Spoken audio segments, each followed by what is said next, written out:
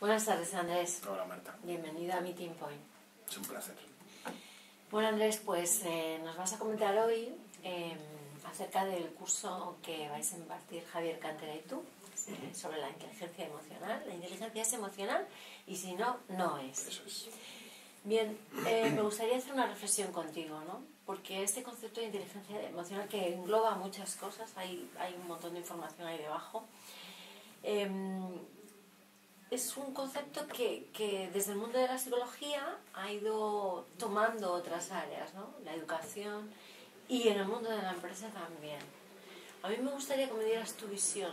¿Por qué en el mundo de la empresa el concepto de inteligencia emocional y además dentro de los recursos humanos es tan importante?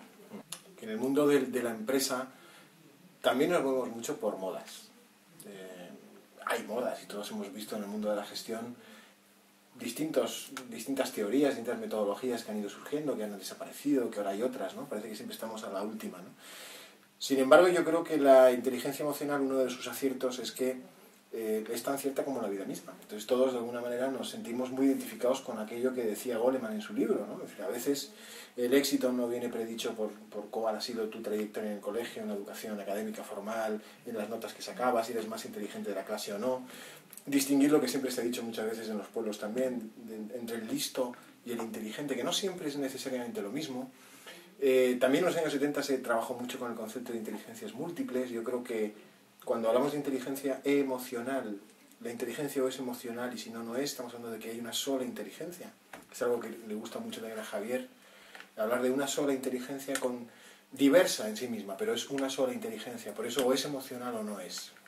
Pero yo creo que también es un concepto fácil de trabajar y el darnos cuenta de que las personas no nos movemos solo por ideas o solo por conceptos, nos movemos también o fundamentalmente por emociones, lo cual pone en primer lugar la potencialidad del líder de trabajar no solo con conceptos, también trabajar con las emociones, en primer lugar las propias, en segundo lugar las de su equipo. Y yo creo que en ese sentido abre un horizonte de posibilidades de gestión también en el mundo empresarial muy interesantes. Pero en primer lugar yo creo que abre muchas posibilidades en el propio estudio de la persona y en lo que cada uno de nosotros podemos llegar a desarrollar, no necesariamente en un entorno profesional o no solo vinculado a un entorno profesional, también para la vida familiar, para la vida personal, etc. Cuéntame cómo habéis estructurado el curso. Pues fundamentalmente hemos estructurado un curso, debo admitir que un curso que nos habría gustado a nosotros que nos hubiesen dado hace muchos años cuando se empezaba a hablar de la inteligencia emocional, en vez de hablar de las competencias emocionales, que era empezar como por el postre, empezar por el primer plato, que es ¿qué es esto de la inteligencia emocional? ¿De qué nos habla? Por lo tanto, tendremos que hablar de la neurociencia aplicada hoy al mundo de la inteligencia emocional. ¿Qué nos enseña la neurociencia de todo esto? ¿Cómo podemos entender mejor nuestra manera de gestionar emociones desde la propia arquitectura de nuestro propio sistema de gestión e integración de las percepciones, de las sensaciones, de los sentimientos, etc.? Hablamos del cerebro, de cómo está construido, ¿no? Hablaremos también de la sensación a veces, de la necesidad de control que tenemos en la vida, de todos los aspectos que la componen, pero que en gran medida a veces también lo hacemos extensible al mundo de las emociones. Y lo que queremos hacer con algo es controlarlo, ¿no? Cuando a veces no estamos hablando de eso. Gestionar algo no significa controlarlo, no significa violar su realidad, significa aceptarla y ser capaz de vivir con ella de la manera más razonable de cara al objetivo que tú te planteas, que yo creo que es lo que estamos intentando hablar. Esto es eficiencia, ¿no? Eficiencia emocional, si le queréis llamar así.